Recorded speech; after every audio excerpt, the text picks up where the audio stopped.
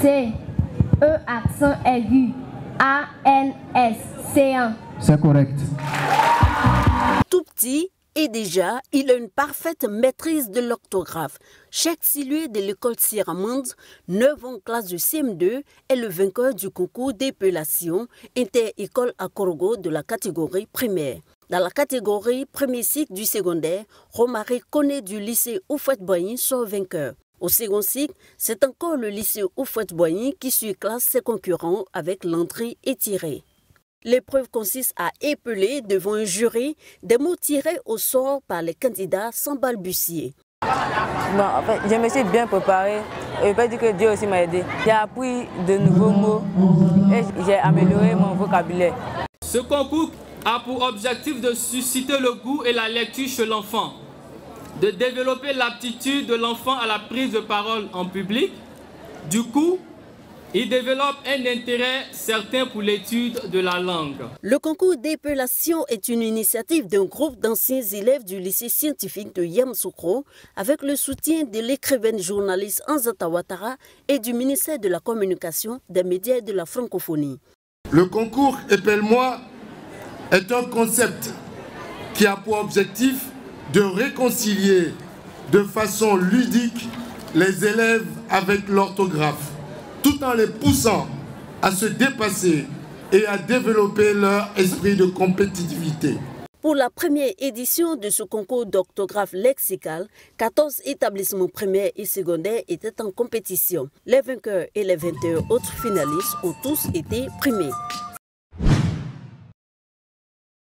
Un dispositif de pompage manuel hybride solaire offert aux populations du village A de la SUCAF dans la commune de Ferkessédougou. Un don de Ténébrahima Ouattara, président du conseil régional du Tchologo. Nos épouses, nos mères, nos sœurs, entre ce qui était leur hier, dans la rivière et le forage qu'on leur apportait, où elles devaient chaque matin des exercices, exercice sur exercice, jusqu'à épuisement. C'est à cela que vient de mettre fin le frère Méïté. Au cours de la remise, le concepteur de cet équipement a fait le tour des familles pour leur expliquer le fonctionnement de la pompe. J'ai pensé à un dispositif de pompage manuel hybride solaire agréé par l'Office national de l'eau potable. Ce dispositif de pompage manuel hybride solaire regroupe 2 en 1. Notons qu'en attendant l'inauguration prochaine du nouveau centre de santé rural du village, l'infrastructure sanitaire a déjà de l'eau potable grâce à cette nouvelle pompe. Le travail, leur quotidien et chaque jour suffisent à peine. Par le travail, les femmes ont pu se libérer. Le travail, un premier pas d'un grand voyage. Si tu dis attention, ton mari va t'aider là. C'est pas tout le temps. Des fois, il n'en a pas. Il faut que toi aussi tu te débrouilles. Un peu que tu gagnes là, tu vas t'en sortir. Des fois, s'il me donne l'argent du Pépol, si ça ne suffit pas, il peut compléter.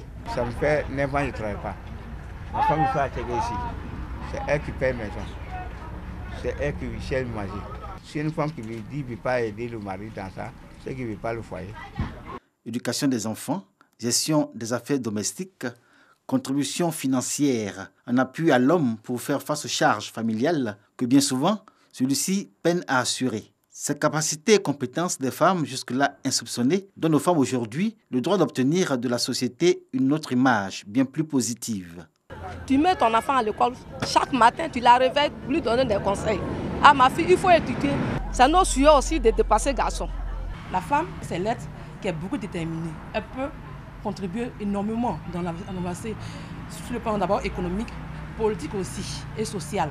Les autorités doivent toujours favoriser un espace pour que la femme puisse s'épanouir réellement dans la société. À 3 km de Yabayo, en direction de Soubré, le village de Zerbeu, une atmosphère de funérailles enveloppe le village. Les femmes sont en première ligne dans le rituel car, selon la tradition PIBT, les funérailles sont un moment de démonstration de leur capacité à répondre aux exigences de la tradition en termes de présence financière. Tu perds un parent chez toi au village. Si tu n'as pas les moyens, tu fais comment? En tout cas, on fait tout pour les amener au combat, les jeunes filles même surtout. Parce qu'il y a beaucoup qui ont quitté l'école. Il faut qu'elles fassent aussi quelque chose de leurs droits. Sinon, elles vont se retrouver à la rue. Quand je vais au funérailles, je vais au village. Je ne peux pas participer parce que je n'ai pas les moyens. Je n'ai pas de considération parce que je n'ai rien. J'ai trouvé que m'asseoir, attendre pour que l'homme me donne, Je préfère m'engager dans les exécutifs. Je suis capable de m'en sortir sans l'aide d'un homme. Et à Zergbeux, les femmes ne font pas profil bas grâce à ce qu'elles obtiennent de leurs activités. On les remarque. Et chose frappante dans cette société où la vie de la femme ne comptait guère, elles ont droit aujourd'hui à la parole sur toutes les questions touchant à la vie socio-économique du village. Femme, avant, nos parents, elles n'avaient pas droit à une portion de terre dans le village. Mais avec le développement, nous sommes obligés de leur donner. Quand il faut le manioc, ils le vendent. Ils mettent l'argent à leur compte. Voilà. Donc ça fait partie du développement du village. Mais quand on dit d'envoyer de l'argent parce qu'on va avoir un château, bon, moi je paye pour moi, celles qui ont aussi les moyens payent pour elles. Tu es indépendante parce que tu as tes moyens sur toi. Tu es libérée, tu ne peux pas te soucier trop. Dans ce village de Zergbeux qui ploie encore sous le poids des préjugés et de la tradition, les femmes sont vues sous un prisme bien différent. Pour autant, tout ne va pas comme sur des roulettes pour ce qui est de la reconnaissance de leurs droits. Mon mari m'a maltraité. On a fini de planter les verres dans les champs de verre. Et bien, quand ça arrivait, il m'a mis à la porte. On a prévu des activités où on va sensibiliser les femmes sur leurs droits. Si elles ont des soucis au niveau de la famille, si elles sont battues dans le foyer, si elles ne sont pas indépendantes financièrement, vers qui se tourner. Parce que plein sont même dans des campagnes qui n'ont pas accès aussi à l'information. Les femmes de Zergbeux bénéficient de l'encadrement de l'ONG Namané, avec laquelle elles ont réussi le pari de l'autonomisation. Elles veulent maintenant relever le défi de la reconnaissance de leurs droits et de l'égalité hommes-femmes. Les expériences personnelles douloureuses que chacune a vécues ou les violences subies par d'autres femmes dont elles ont été témoins les plongent dans une amertume teintée de colère. Aujourd'hui, pleines de courage, elles sortent progressivement de leur silence. C'est maintenant pour ces femmes le temps de la dénonciation. Quand j'ai pris le champ de cacao d'un monsieur là, qui a vraiment des problèmes, à 250 000 francs. Non seulement eux-mêmes, ils sont allés voler le cacao dans les nuits où ils ont été pris de la main dans le sac. Mais après, le champ a été incendié. Ils s'en vont voir mon pasteur pour dire non, vous voyez, la maman, on demande pardon. Je veux parler, mais mon tuteur dit non, mais tu es une chrétienne, ils sont venus te voir, il faut laisser. Le chef même, il a dit que non, si ton papa parle, il faut laisser comme ça. C'est une histoire, c'est l'homme qui cherche l'argent, il faut laisser la vieille. Et puis c'est resté comme ça. Le droit de la femme.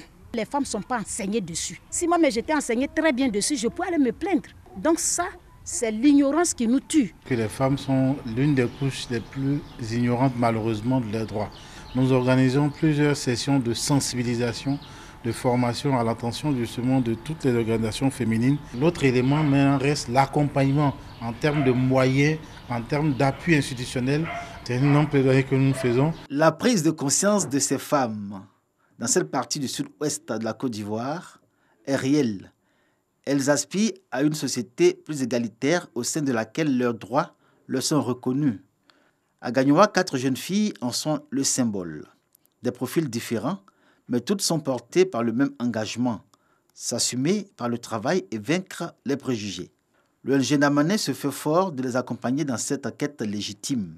Namané a pour objectif de pouvoir donner l'opportunité à nos jeunes sœurs de pouvoir se prendre en charge. Il y a d'autres qui ont perdu leurs parents, donc du coup, elles n'ont plus les moyens, n'ont plus un soutien pour pouvoir continuer les études. Elles viennent vers nous, on essaie de les orienter pour qu'elles elles-mêmes puissent se prendre en charge. J'étais en quête d'emploi et je suis rentrée en contact avec l'ONG Namané. C'est ainsi qu'elle m'a trouvé le premier emploi dans un collège à Gagnoa ici. Hier sans emploi et aujourd'hui enseignante dans un collège privé à Gagnoa, Estelle est commerçante à ses temps libres. Sa situation, elle la doit à l'ONG Namané. L'organisation non gouvernementale a également permis à d'autres jeunes filles à Gagnoa d'arriver à l'autonomisation. Exemple, à Séverine, bachelière qui n'a pu s'inscrire dans une université ou une grande école faute de moyens. Nous la rencontrons en soirée au quartier Zapata. La jeune fille a trouvé un emploi de promotrice d'une marque de boissons énergisante. Son cadre de travail, les maquis et bars climatisés de la cité du fromager. Elle fait fi des préjugés pour se concentrer sur son boulot. L'essentiel, dit-elle, c'est de ne pas dépendre d'un homme ou de son copain pour assurer son quotidien. Le temps de reprendre ses études. Son objectif, soutenir sa famille et être actrice participant au développement de son pays. J'incite mes soeurs à participer au développement du pays parce que le pays nous appartient, donc on ne peut pas rester là s'asseoir et ne rien faire. Le pari est presque gagné. Elles ont des enfants, donc elles arrivent maintenant à se prendre en charge. C'est bien vu par certaines personnes. Par contre, d'autres aussi nous disent qu'on perd notre temps, que ces jeunes filles-là, elles ne vont pas terminer ce qu'elles ont commencé. Mais nous, on y croit et on pense qu'on va aller jusqu'au bout. Aujourd'hui, les jeunes filles, futures générations de femmes, suivent l'exemple de leurs devancières, en même temps qu'elles engagent le combat avec pour objectif la reconnaissance des droits des femmes, l'émergence d'une société sans discrimination où la femme est l'égale de l'homme.